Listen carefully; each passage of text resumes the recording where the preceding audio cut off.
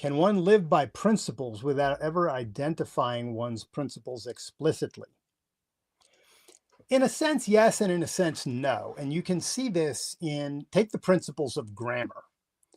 If you are raised in a family and an environment where proper grammar is generally spoken, you're going to pick up and use proper grammar. You're going to speak with proper grammar. Now, you don't know necessarily the principles of grammar yet.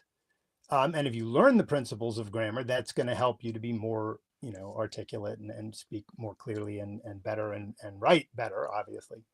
But you can definitely function, and you're in a sense, you're obeying the principles of grammar, or not obeying them, but you're upholding the principles of grammar, but you don't know what they are. Now, you're not consciously upholding them, so let's bring that into the equation. You can enact the principles without knowing that you're doing it, in effect, because you learned how to put words together into sentences with a subject and a verb and an object, in a certain way. Once you learn those principles, you can do it consciously and explicitly. So an issue of doing it implicitly and subconsciously, and doing it consciously and explicitly. But I think you can definitely say that that's the case. So, for instance, someone might not know. We'll go away from grammar and go to a moral issue. Um, a child might not know the correct definition of honesty. In fact, very few adults know the correct definition of honesty. A lot of people think that honesty is the virtue of not lying or never telling a lie. But that's not a sufficient definition for honesty. Honesty is a much deeper and richer and more meaningful virtue.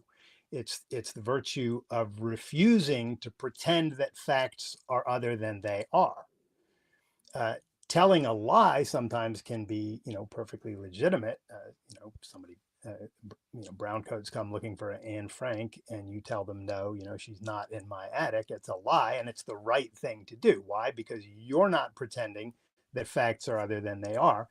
The Nazis are pretending that facts are other than they are. So the dishonesty, the vice is on them, not on you.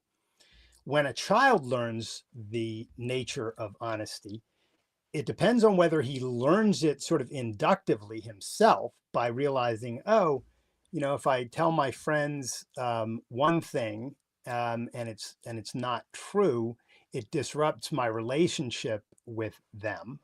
If I pretend that facts are other than they are, my friends don't like that. It causes relationship problems. Um, if I pretend that leaving my bike out in the rain is not going to have consequences, I later find out that it does, right? He does a few things like this, and he starts to induce the principle on some level that if you fake reality, you get burned by doing it. The burn might not come immediately, but it's not good to fake reality because that's where you live. So you want to keep your mind connected to that place. So if a child learns it that way, he's learning it correctly, and he may not be able to define reality as the virtue of refusing to fake reality or refusing to pretend that facts are other than they are. But if he's actually induced it, he knows it on some level. So there's no question that he can enact and even understand to some extent the virtue before he has a correct definition for it. And if you think about the way that concepts are formed, and I know Matt or Seamus, you know this, the last thing you do in concept formation is create the definition. The formation of the concept, the core aspects of the formation of the concept come way prior to that. They begin with observation of similarities and differences, and then a reason to acknowledge similarities and differences among things. So there's a human need element involved here. All of that is taking place way before anyone is defining or fully acknowledging, a principle. So yeah, that's a great question, and my unfortunately long-winded answer there is that I think it is possible to live by principles to some extent and in a certain respect without knowing them explicitly. Now that said, how much better is it to know your principles explicitly, to know how they're derived from reality, how they're anchored in reality and the requirements of human life, and then have a degree of certainty and clarity, including a correct definition. Oh, yeah, don't fake reality because it cannot work for you, it cannot serve your purposes. That is so much better than holding the false definition, never tell a lie, or not having any kind of a definition. Just, oh, you know, that thing I experienced a couple times, that I drew some vague conclusion about.